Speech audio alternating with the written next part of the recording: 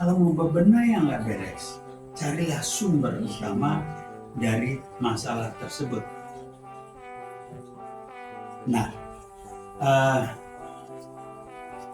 sumber utama masalah tersebut yaitu dari berpikir kita.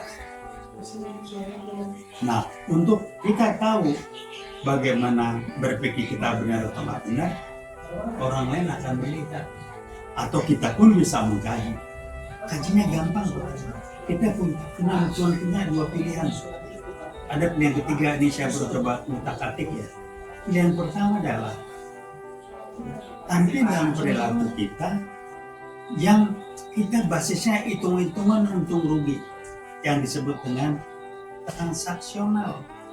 Kalau gue lakukan ini, gue kerjakan ini, gue dapat apa sebagai imbalannya?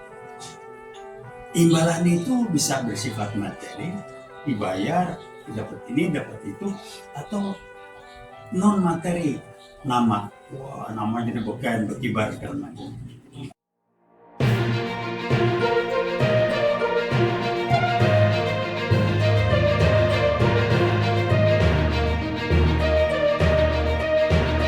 Bismillahirrahmanirrahim. Assalamualaikum warahmatullahi wabarakatuh. Bahkan saya ingin tambahkan lagi masih terkait dengan mari kita samakan bahasa yang disebut dengan mengedukasi, menyamakan bahasa secara publik. Saya ingin sharing, ini yang saya kuasai, saya ingin berbagi, bukan saya lebih pintar, saya ingin berbagi karena apa yang saya pahami yang menjadi kompetensi saya memberi makna itu adalah amanah yang dititipkan, dan kalau amanah ini bagus, mestinya amanahnya bagus ya, saya harus sampaikan kepada orang banyak agar orang banyak pun bisa memperoleh manfaat dari amanah ini. Apa yang mau sampaikan amanahnya? Yang ingin saya sampaikan berdasarkan pengalaman empiris, saya ulangi, saya bukan ilmuwan, saya praktisi. Jadi apa yang saya sampaikan, saya sudah lakukan dan sudah terbukti secara praktis bermanfaat. Tapi secara konsep berpikiran sederhana. Mikirnya gini, bagaimana kita berpikir itu akan terlihat dari bagaimana kita bertindak. Dan itu akan menunjukkan siapa kita. Kalau bahasa kerennya, how you think is how you act is who you are. Jadi, kalau kita sebagai manusia kualitasnya nggak benar, itu adalah gambaran, cerminan, represi dari kualitas tindakan atau perilaku kita yang nggak benar. Kenapa tindakan perilaku kita nggak benar? Karena kualitas sumber tindakan perilaku itu berpikir kita kualitasnya nggak benar. Jadi kalau mau membenahi diri kita, benahilah tindakan dan perilaku kita. Kalau mau benahi tindakan dan perilaku kita, jangan tindakan dan perilakunya, karena itu cuma akibat. Kalau kita benahi itu langsung, kita sibuk dengan akibat. Kita bebenah akibat, nanti akan muncul lagi yang lain. Sehingga kita akan terjebak sebagai orang yang reaktif. Kalau mau bebenah yang nggak beres, carilah sumber utama dari masalah tersebut. Nah, sumber utama masalah tersebut yaitu dari berpikir kita.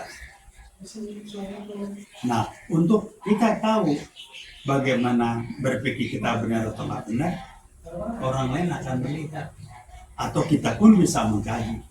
Kajinya gampang, kita cuma punya dua pilihan.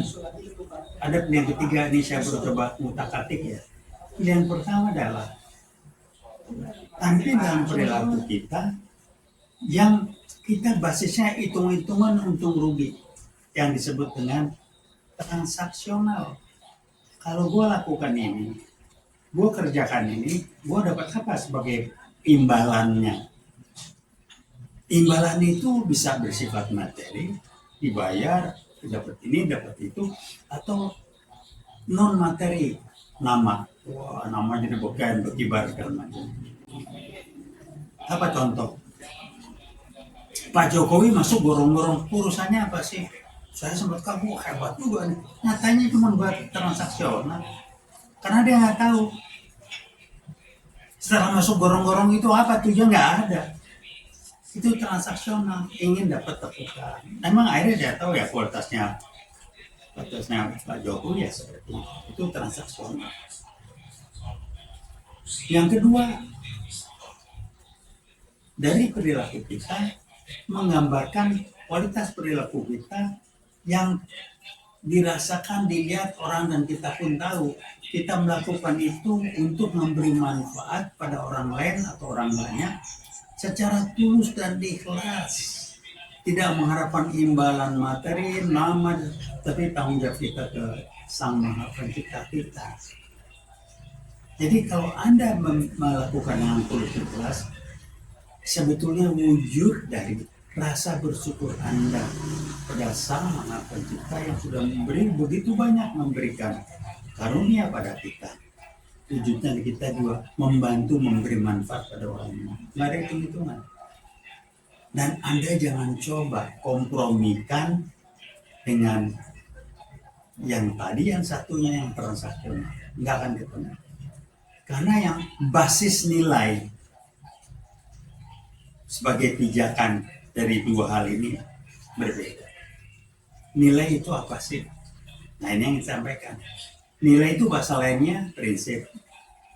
Bahasa lainnya apa? Moral. Paling nggak 3 itu sama.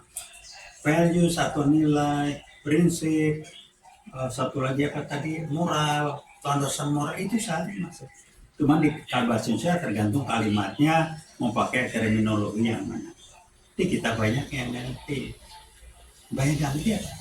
Campur aduk antara nilai, values, prinsip atau moral dengan etik dan atau etika. Ini yang lain.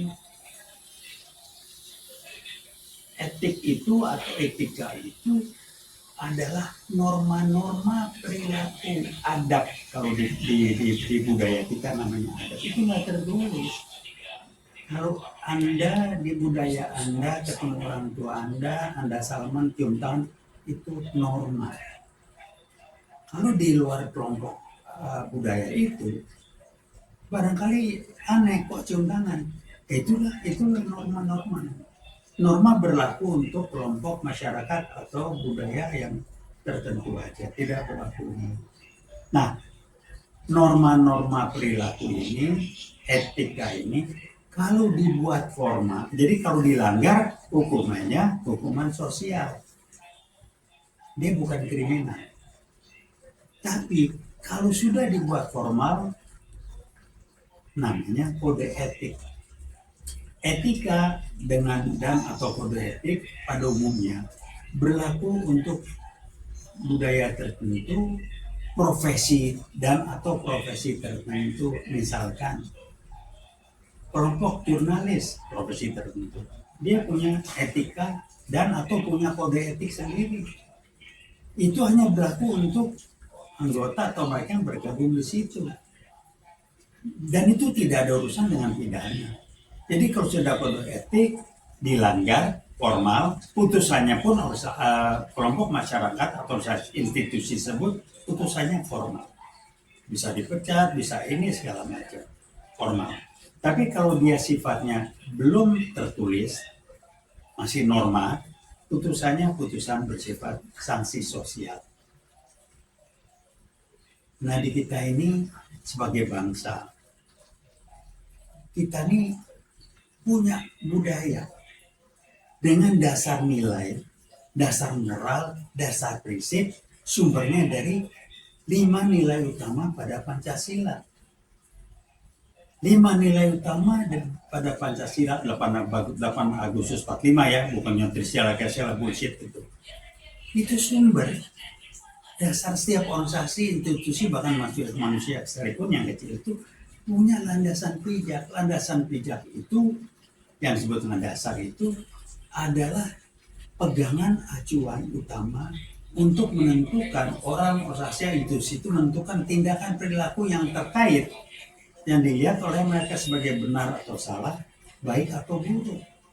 Jadi Pancasila itu 5 sumber dasar atau dasar hukum untuk menentukan sebagai bangsa kita berperilaku siapapun, tindakan siapapun dari bangsa ini, bahkan juga bangsa lain yang kita bilang ini benar, ini salah.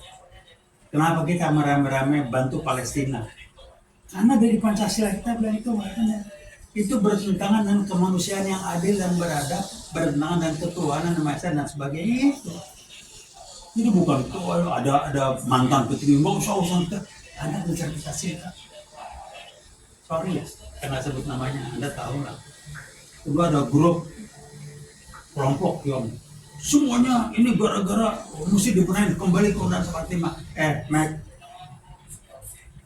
kekacauan ngacoknya amendum atau amandemen Undang-Undang 45 sehingga menjadi Undang Dasar 2002 itu karena melanggar Pancasila. Dia bikin ada 6 nggak ngerti. Undang-Undang 45 itu dasarnya sumbernya Pancasila, tidak boleh bertentangan. Kalau mau dirubah harus sesuai dengan Pancasila. Dia lupa bahwa itu ada permainan politik.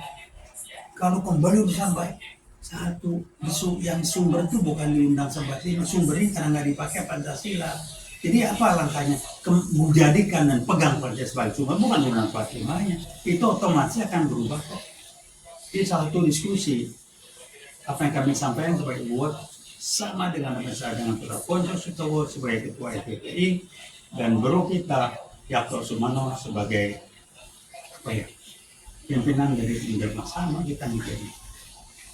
Jadi ada pejabat yang nggak sebut namanya yang jadi sponsor kembali ke Undang 45. Udahlah, itu ada cuannya dengan harapan Jokowi diperpanjang segala macam menjadi kempes karena berhasil meyakinkan Pak Tri. Pak Tri nggak bego-bego banget. Pak Tri bilang boleh, tapi tidak boleh ada perpanjangan 1 hari pun terhadap pejabat kecil. Kempes. Kenapa kempes? Karena tujuannya memperpanjang. Kenapa perlu diperpanjang? Ya gampang, Anda tahu lah. Udah pernah kita bahas di sini. Jadi tolong pahami, kalau ada orang yang nilai-nilai hidupnya terlihat dari apa yang ucapan tindakannya bertentangan dengan nilai-nilai yang ada di Pancasila, sudahlah, dia tidak layak menjadi warga negara Indonesia, dan hanya PKI atau ideologi lain yang membiarkan berbohong itu di Pancasila. Kira-kira ini salah satu contoh. Jadi maaf bagi mereka yang suka berbohong. Artinya apa? Yang benar itu nggak penting, karena yang bohong juga buat dia bukan masalah. Tepu-tepu itu, palsu-palsu itu nggak apa-apa, itu cerdik itu. Karena yang benar itu juga nggak penting. Dan seterusnya. Anda bisa kira-kira kualitas manusianya seperti apa. Kira-kira ini bisa sampaikan singkat aja. Kalau perlu diskusi, hubungan saya kita bicara atau kita ketemu. Terima kasih. Assalamualaikum warahmatullahi wabarakatuh.